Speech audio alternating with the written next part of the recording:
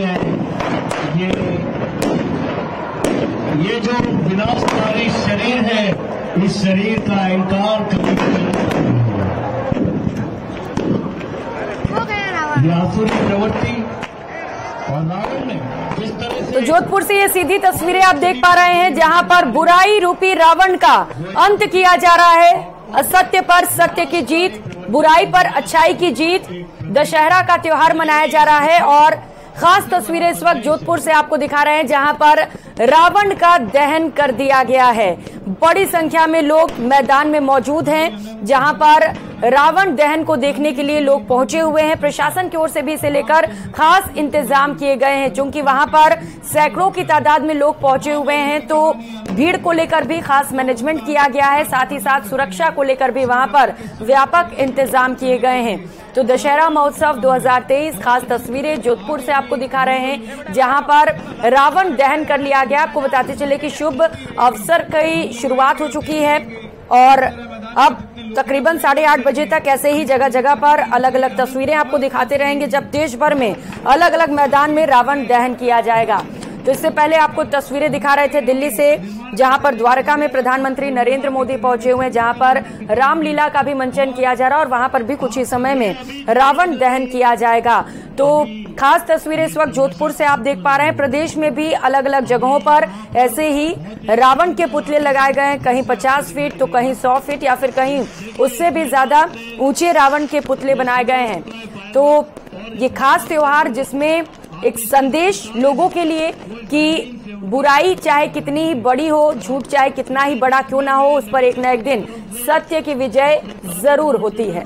तो जोधपुर में रावण का दहन किया गया। तस्वीरें आप देख पा रहे हैं जहां पर मेला भी लगा हुआ और बड़ी संख्या में लोग इस वक्त वहां पर पहुंचे हुए हैं। बड़े से लेकर बुजुर्ग और बच्चे भी यहां पर रावण दहन देखने के लिए पहुंचे हुए हैं और अपने कैमरे में इस खास पल को कैद करते हुए नजर आ रहे हैं। सुरक्षा के इंतजाम आप देख पा रहे हैं जहां पर बड़ी संख्या में पुलिस बल की भी तैनाती की गई है। तो अब पटाखे फोड़े जा रहे हैं, उत्साह मनाया जा रहा है, क्योंकि अधर्म पर धर्म की जीत हुई है, असत्य पर सत्य की जीत। और यहाँ पर पाप का नाश होते हुए जहां पर रावण का पुतला दहन कर एक खास संदेश सभी को दिया जा रहा है। क्योंकि कई बार जब बहुत ज्यादा भीड़ होती है तो बच्चे घबरा जाते हैं और अभी तक हमारे पास 3-4 स्लिप आ चुकी है आपके अलग अलग जो अपने बच्चे। तो आज दशहरे का त्योहार है और पूरे देश में इस त्योहार को लेकर हर्षोल्लास, खास जश्न की तस्वीरें इस वक्त आप देख पा रहे हैं। दिल्ली के द्वारका से ये पहली तस्वीर आप देख पा रहे हैं जहां पर प्रधानमंत्री नरेंद्र मोदी पहुंचे हुए हैं और यहां पर रामलीला का मंचन किया जा रहा है, जहां पर मंच पर सीता, राम और लक्ष्मण भी मौजूद हैं। और इसके साथ दूसरी तस्वीर जोधपुर से ये सीधी तस्वीर आप देख पा रहे हैं जहां पर जबरदस्त उत्साह इस वक्त लोगों में, छोटे छोटे बच्चे भी यहां पर मेले में पहुंचे हुए हैं और इस खास तस्वीर को कैमरे में कैद किया जा रहा है।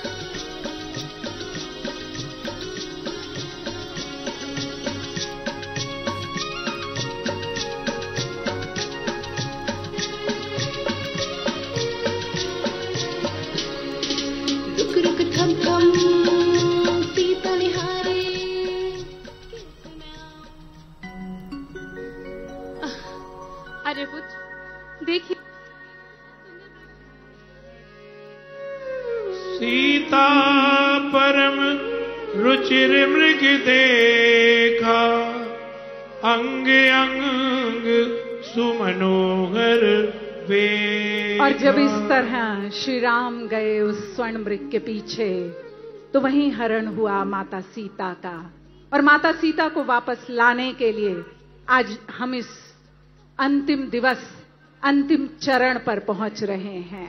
और अंतिम चरण है श्री राम और रावण का युद्ध। युद्ध ऐसा कि सबके मनोभावों को हिला दे और आधार ऐसा कि कहीं भातृ प्रेम झलकता है तो कहीं अन्याय को समाप्त करने की छवि।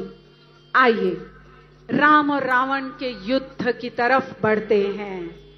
रावण लंकापति दशानन, जिसके 10 शीश, जो वेदों का ज्ञाता है, जो शस्त्रों का ज्ञाता है, जो शास्त्रों का ज्ञाता है, जब वो आता है तो क्या होता है?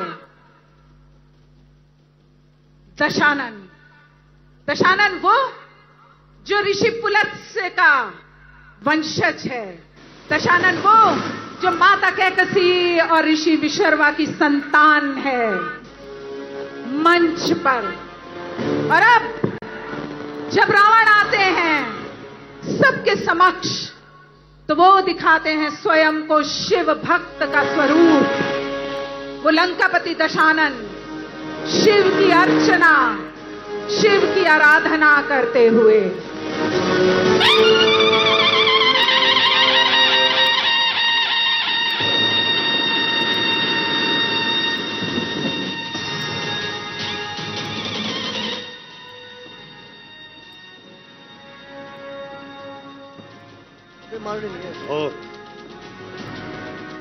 है धाक धरा से गगन तलक, रचना समस्त मुझी में है आज्ञाकारी सूर्य चंद्र, उदय अस्त मुझी में है। मेरी त्योरी के चढ़ते ही त्रिलोक नाचने लगता है। यम, कुबेर, वरुण मंडल मेरे घर पानी भरता है। हे महादेव, यदि आज आप भी राम के पक्ष में है तो भी रावण झुकेगा नहीं। मरते मर जाऊंगा परंतु अपना युद्ध निरंतर रखूंगा। मैंने ये पदवियां, ये शक्तियां ऐसे ही व्यर्थ में प्राप्त नहीं की, अपने तपबल से प्राप्त की है। इतिहास रावण के नाम को सर्वथा